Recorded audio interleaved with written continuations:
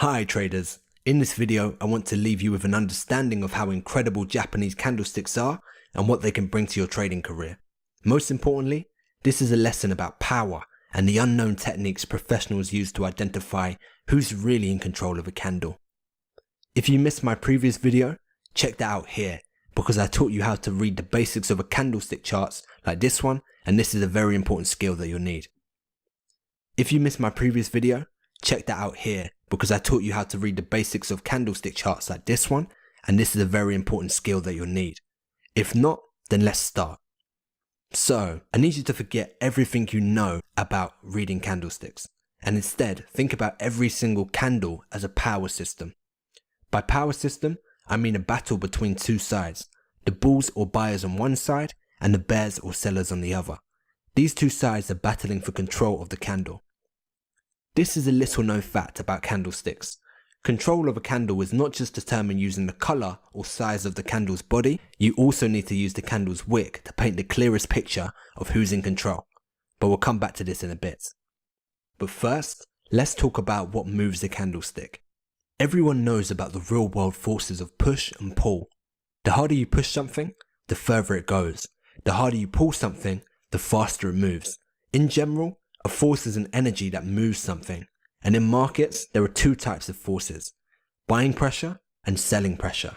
The force of buying pressure wants to push prices higher, and buyers achieve this when the volume of buy orders exceeds the volume of sell orders.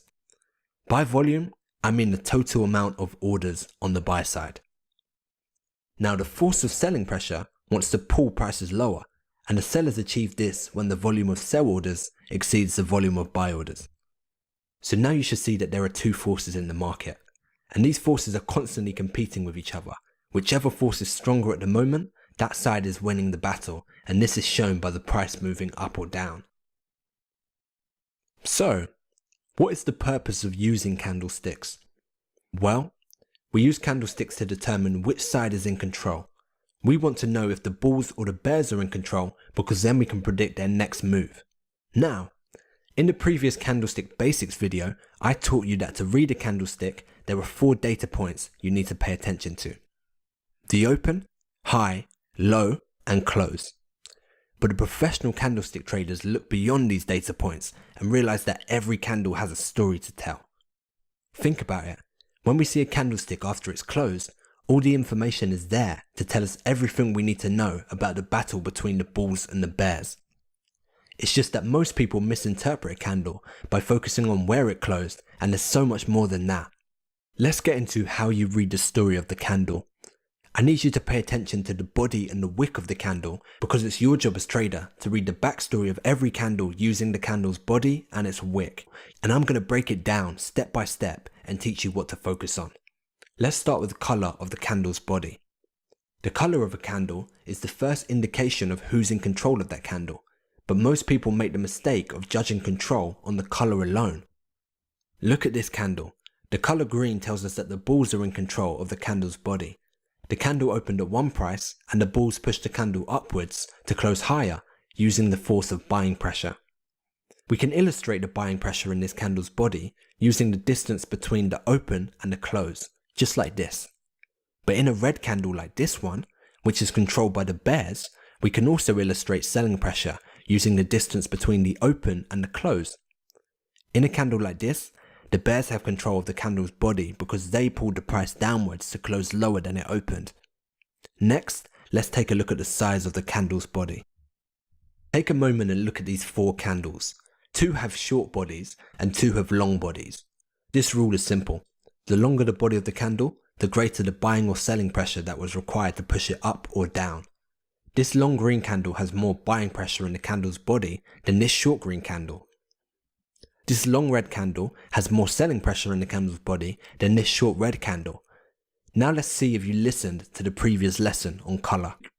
Which of these 2 red candles has more buying pressure in the body of the candle? Well, neither has any buying pressure in the body because they are both red, meaning they are controlled by the bears. So now you know how to read the power in a candle's body. The only other place you can read power is in the wick of a candle, and this is just as important as the body, because to determine who's in control of a candle, you need to work out who has the most power overall. This section of the candle is called the upper shadow, and this section is called the lower shadow. Ever wondered why it's called the shadow? Well, let me explain. So first, you need to know that the upper shadow illustrates selling pressure, and the lower shadow illustrates buying pressure. This may seem strange to you, almost like they are the wrong way around, but bear with me. Look at this green candle. In a green candle, the upper shadow is the distance between the high and the close. The high of the candle shows us that at one stage, while the candle was still open, the body of the candle looked like this because the bulls had complete control. But eventually, the candle closed lower than the high. This is because the bears fought back.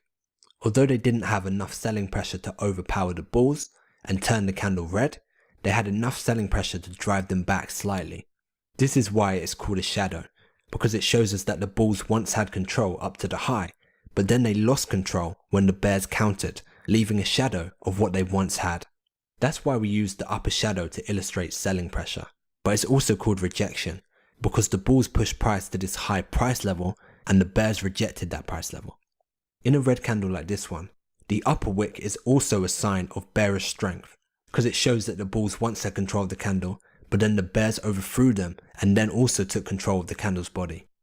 Okay, so lower shadows use the same principle but reversed. Look at this red candle. The lower shadow is a sign of bullish strength, and we illustrate buying pressure using the lower shadow. This is because at one stage, the bears had complete control of the candle, and the bulls were able to overpower the bears slightly to push the candle back up. In other words, the lowest prices were rejected by the bulls.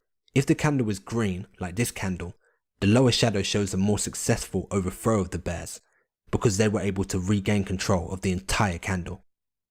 Okay, so let's answer the question we set out to answer. How do professional traders know who's in control of a candle? Well, now you know how to measure buying and selling pressure in a candle's body and wick.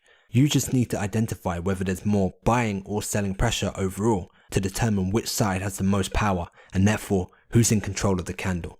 Let me illustrate this by showing you a few examples. Look at this green candle with a long upper shadow and a small lower shadow. Who's in control?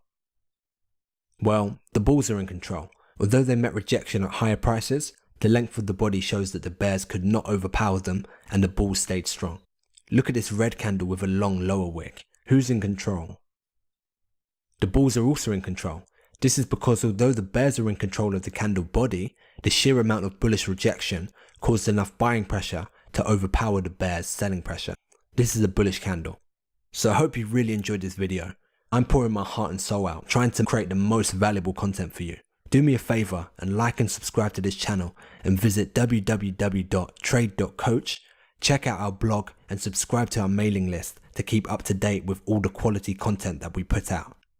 Thanks for watching, and I'll see you next time.